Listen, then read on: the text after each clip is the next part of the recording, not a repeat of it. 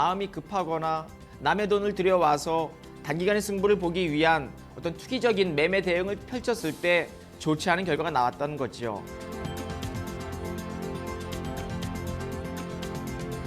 다각도의 시장에서 생각을 하면서 나만의 매매 전략으로 중요 맥점에 있는 종목을 매수한다는 것, 이게 굉장히 좀 중요한 관건이라고 볼 수가 있겠고요.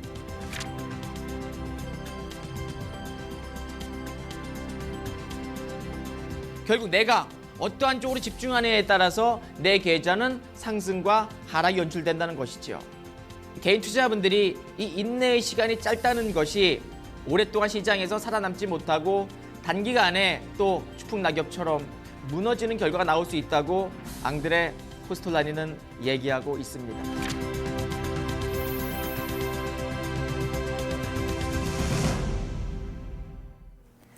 레전드에게 듣는다 시간입니다. 전설적인 투자가의 투자 기법을 통해서 투자 전략을 세워볼 수 있는 시간인데요. 자, 금요일의 전문가 화면에서 만나보셨던 안인기 전문가입니다. 전문가님 안녕하세요. 네, 안녕하십니까? 네, 앙드레 코스톨라니의 이 투자 철학, 오늘도 어떤 이야기 들려주실까요? 네, 결국 이제 돈을 많이 벌었던 투자의 대가들은 자기만의 원칙을 갖고 자기만의 타이밍을 갖고 또 매매 전략을 갖고 있고 매매 포인트를 갖고 있고 또 욕심을 부리지 않고 또 때에 맞추어서 또 계좌가 조금씩 좋아지면서 한 번 또 크게 목돈을 또 쥐게 되는 그런 경우도 있었죠. 일반의 다수의 개인 투자자분들과 좀 다른 어떤 타점을 잡는다는 것이 가장 그 특징이 될 수가 있겠고, 향후에 이제 돈이 많아져서 그 다음에는 이제 시장을 리드하는 업종을 스스로 캐치하고 만들어가는, 결국에는 약간의 빈익빈 부익부 장세가 이어지지 않는가 생각을 합니다. 자, 유럽 투자자의 전설 앙드레 코스톨라니에서 여러 번 또 말씀을 좀 드리고 있습니다. 달걀 모형을 빼놓을 수 없는데요. 최근에 이제 금리도 문제가 좀 있을 수가 있겠지만 금리 정점과 금리 저점, 현재로서는 금리가 저점을 찍고 다시 한번 올라갈 수 있는 그런 흐름이라고 보여지고, 근데 환율 부담도 좀 있는 거죠. 원달러 환율의 강세냐 약세냐, 달러 강세냐 또 원화 강세냐에 따라서 수출주라든가 아니면 뭐 내수주, 아니면 외국인들의 선물 쪽에서의 포지션, 선물 쪽에서 외국인들이 빠져나가느냐 들어오느냐, 또 주식 마찬가지죠. 그래서 시장의 어떤 그 파도 변동성은 충분히 있다. 지금은 금리가 이렇게 올라가는 시점이기 때문에 주식을 투자하는 것에 대한 좀 부담이 있다, 뭐 이런 얘기도 앙드레 코스톨라니는 얘기하고 있고요. 경기는 다소 좀 침체 국면이 연출되고 있다는 점이고요. 금리가 이제 고점에서 이제 내려올 때는 뭐 채권도 투자할 수도 있겠고 예금 인출을 할 수도 있겠고 또 부동산 투자할 수도 있다, 뭐 그런 얘기인데, 어쨌든 지금의 구간은 다소 조금 뭐 중국발 악재도 있지요. 그 다음에 외국인들 선현물 쪽에서의 매도 물량도 출회되고 환율 급등에 따른 달러 강세가 연출되고 있어서 메이저들이 대한민국 시장 혹은 유럽 시장, 뭐 일본도 그렇고 뭐 대만, 홍콩 모두 다 매력적인 어떤 그 타이밍을 잡지는 않고 있는, 다소 방관하고 좀 지켜보는 그런 과정이기 때문에 지수의 포인트는 다소 1900 초반 전후까지 밀릴 수 있는 최근의 국면이었다라고 말씀을 드릴 수가 있겠습니다. 투자자의 4가지 덕목은 뭐 여러 번 말씀을 드렸지만 이 돈이라는 것은 남의 자본을 끌어들이는 것보단 자기 자본으로 해야 된다는 내용이고요. 만약에 남의 자본으로 끌어들였다는 것은 상승 추세 종목 위주로의 좀 적극적인 짧은 전략, 그 다음에 생각 있는 투자, 계획된 투자, 그 다음에 인내, 현금을 들고 시장 관망하는 것도 인내로 볼 수가 있는 거겠죠. 그 다음에 어느 정도 행운도 필요하다, 그런 얘기를 하고 있습니다. 자, 투자 격언 한번 볼까요? 주도주에 집중하자는 얘기인데요. 자, 오늘날 나는 일상의 일들을 냉정함과 일종의 철학적 입장을 가지고 본다. 좀 어려운 내용이지요. 네, 냉정함과 또 철학적 입장.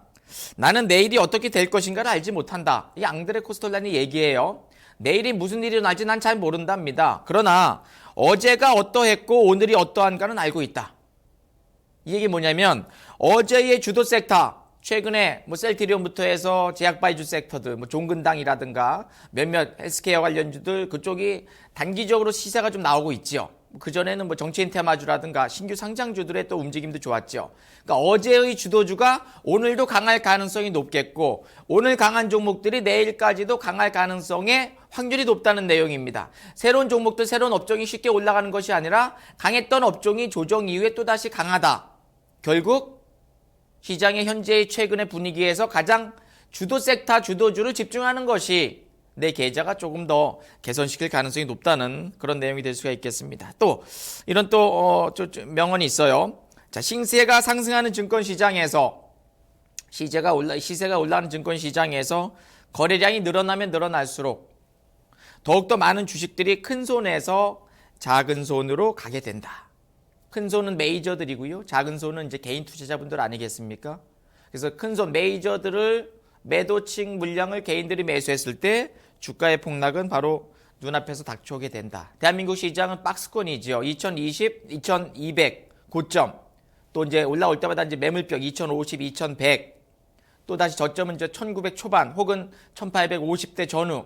요 마디 안에서 박스권 흐름이 연출되는데 올라가는 추세의 모습을 본다면 메이저들, 외국인들 기관들이 선물 쪽에서 한 3조, 4조 원 규모 한 달 동안 매집하지요. 주식도 한 4조 원 가까이 매수하면서 저점에서 한 200포인트 가까운 상승 연출됩니다.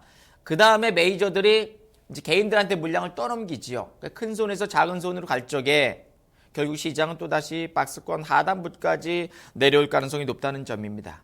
과거 미국 시장은 저점에서 2배 이상 올라갔어요. 미국, 유럽도, 일본도, 그죠? 중국 시장도 2000대 초반에서 5,000, 3,000, 5,300까지 올라갔죠. 대한민국 시장은 박스입니다. 선진 시장이 아니기 때문이죠. 그러다 보니까 메이저들이 어떠한 쪽으로 집중하느냐, 어떤 섹터로 집중하느냐에 따라서 나도 메이저들을 같이 매매한다. 메이저 추종 매매가 결국 계좌를 좀 풍성하게 만들 가능성이 높다는 점 아니겠습니까? 자, 또 증시 격언 한번 볼까요? 투자자는 기자나 의사라는 직업과는 다른 한 가지 면에서 뚜렷하게 구분된다. 그것은 학교에서 배울 수 없다는 것이다. 첫째 무기는 경험이고 둘째도 경험이다.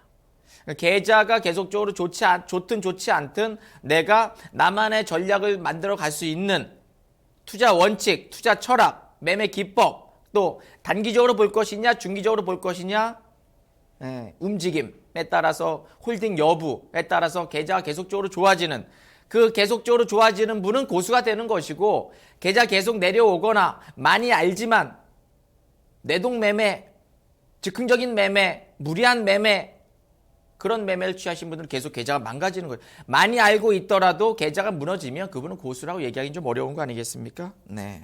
앙드레 코스톨라니가 다 그렇게 얘기 많이 하고 있어요. 하락장에서 매매를 즐긴다면 당신은 악마의 매매를 하는 사람이다.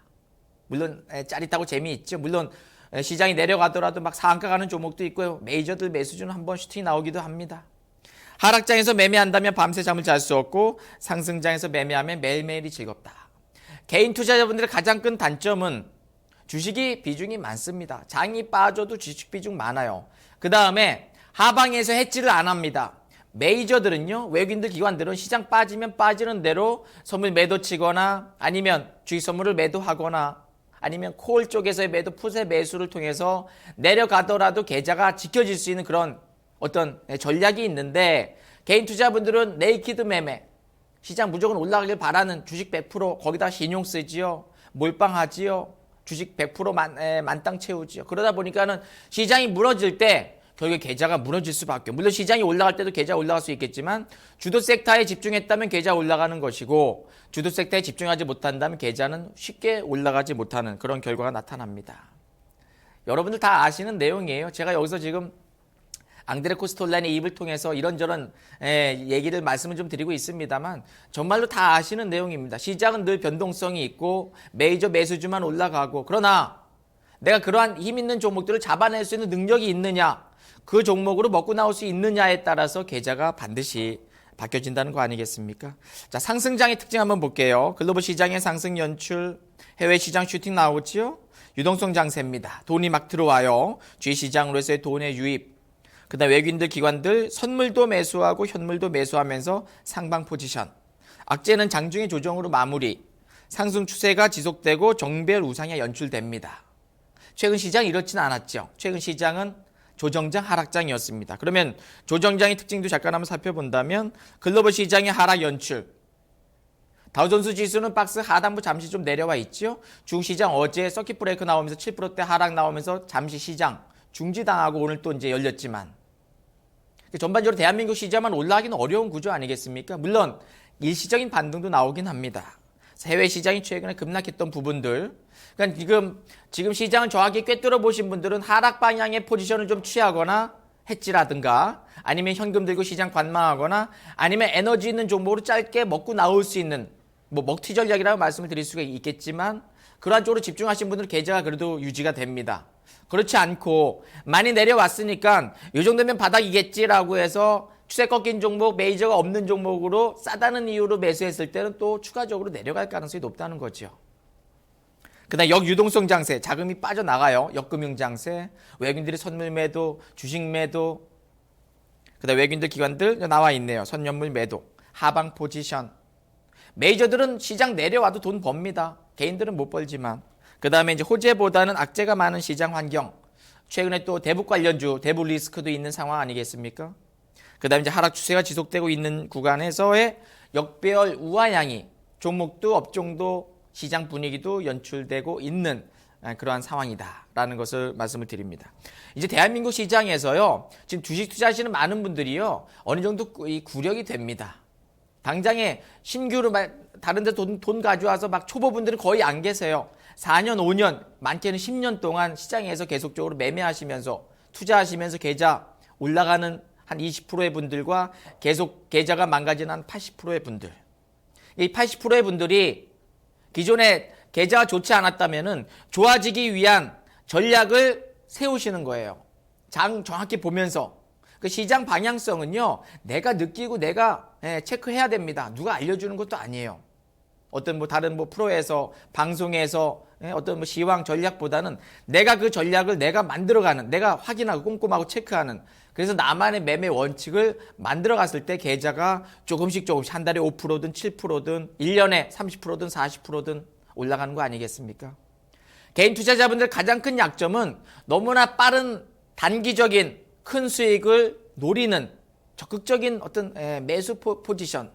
요게 이제 계좌가 망가질 수 있는 거죠. 워렌 버핏은요, 1년에 목표가 20% 전후입니다. 워렌 버핏의 첫 번째 자기만의 원칙은 잃지 않는다지요. 두 번째는 제1 원칙을 잊지 않는답니다. 지킨답니다. 물론 제가 앙드레 코스토랄리 얘기를 해야 되는데 워렌 버핏 얘기하는 것은 그렇게 대부호도 계좌가 많이 올라왔던 사람도 욕심을 내고 무리한 매매보다는 그죠? 지난번에 포스코 워렌 버핏 손절하고 나간 걸로 기억이 나는데요. 아니다 싶으면 빼는 거죠. 손절 매도 하는 경우도 대가들은 좀 있는 것 같습니다. 이렇게 해서 말씀을 좀 드렸고요. 결국에는 메이저 추종 매매를 해야 된다는 것입니다. 메이저, 외국인들, 기관들, 돈 많은 세력들이 쥐고 있는 종목, 현재 매수하고 있는 종목, 에너지 있는 종목으로 집중해서 수익을 내고 나오는 것. 강하면 조금 더 홀딩해서 내일 모레 고점에서 팔고, 약하면 잘라서 수익을 챙기고, 돈 많은 세력들이 집중하는 업종을 파악하는 것이죠. 최근에 제약 섹터, 바이오 섹터, 일부 종목군들, 신규 상장주 한번 움직임이 좋았었죠. 메이저들, 기관, 외국인들, 자문사, 큰손들, 돈 많은 세력들.